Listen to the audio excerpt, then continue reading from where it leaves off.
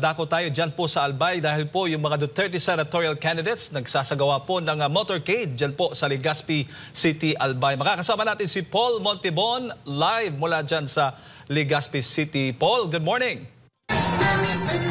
Yes, magandang umaga mga kapartner. First stop tayo ngayon dito sa Daraga at kasama natin ang ilan sa mga senatorial candidates ng Duterte senatorial slate. At dito nga kasama natin si senatorial candidate Philip Salvador. Oo, kasi tuloy-tuloy. Mahaba-haba ang magiging convoy nito. Sen, ano bang ginagawa natin ngayon at bakit binisita natin ang Legazpi City, Albay? Well, dito tayo ngayon para dito sa ating motorcade at nang makasama din ang mga tiga-Albay. Makamusta man lang natin at maganda na to, biglaan. At least nagugulat silang lahat at masaya sila na salamat po. Maraming salamat po. Assalamualaikum.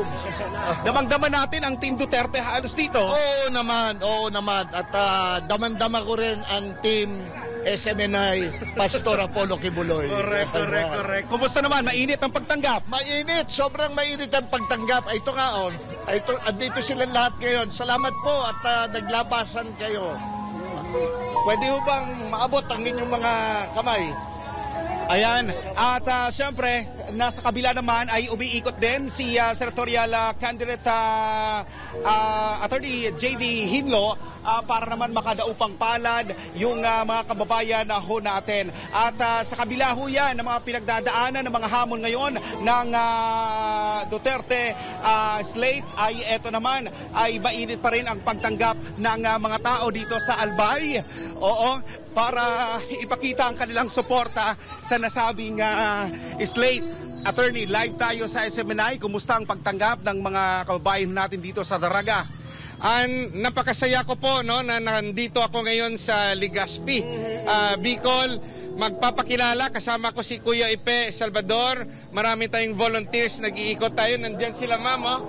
Sabi ko sa kanila, vote straight PDP laban. Kailangan po ng katuwang si Tatay Digong at nandito po yung mga senador natin. Kumusta po yung pagbisita ng Duterte slate dito po sa atin? Uy, masaya talaga.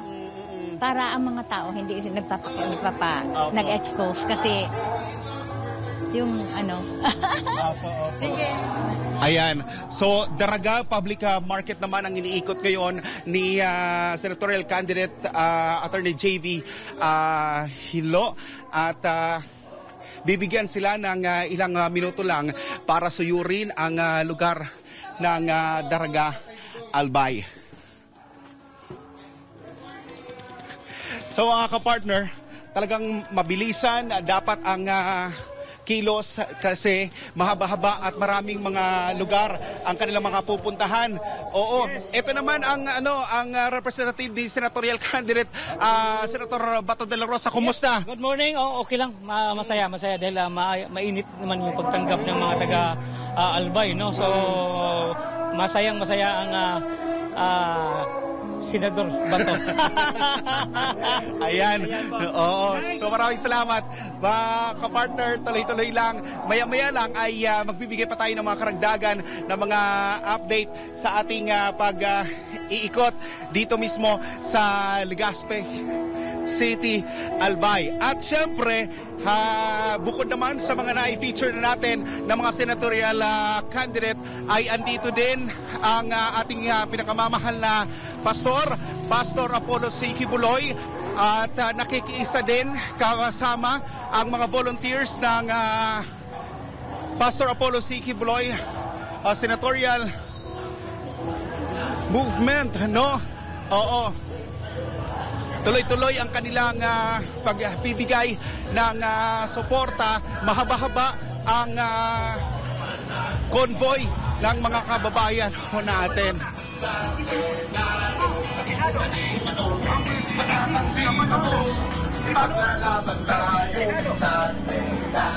Number 53, Tapalota, Simulo.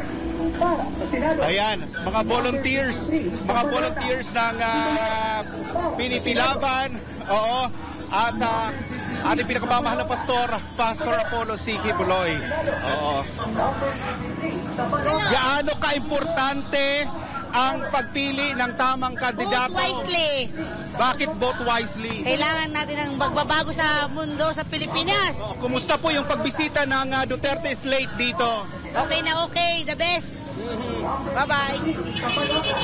Okay, so mga kapartner, Admar and Jade, marami ang mga kababayan natin nag-aabang para sa convoy na ito dito mismo sa Legazpi City, Albay, sa kanilang mainit na pagtanggap para sa Duterte Senatorial Candidates Motorcade. Abangan po ninyo ang susunod pa na mga update natin mula dito sa Legazpi City, Albay. Back to studio mga kapartner. Medyo maalingaw-law, maingay ang lugar dahil sa mainit na pagtanggap ng mga taga-Albay sa nasabing grupo ni dating Pangulong Rodrigo Roa Duterte.